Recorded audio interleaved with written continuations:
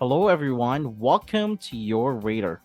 Today, we're going to direct dispatch the work order to our available installer. Let's begin. From your radar admin interface, search the work order number. Click advanced search and put the work order number here.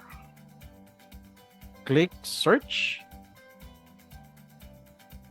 Scroll down to see the results. If you have the correct work order number, just go to options and click summary. There you go. We already have the work order summary page. From here, click direct dispatch. And you will now have the dispatching board. In this side, you will see the list of your technician, and they are divided in the different colors depending on their skill set. We also have our calendar here. Here's our work order 104 under task to be dispatched.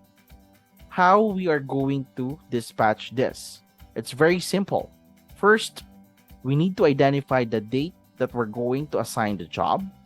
Let's say tomorrow, Tuesday, August 16th. Let's assign this to installer. All we have to do is just to click, drag, and drop to the correct time. Let's assume that it's start at 8. All right, and we successfully dispatch the work order 104 to installer.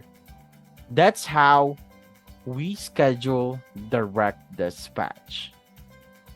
Thank you.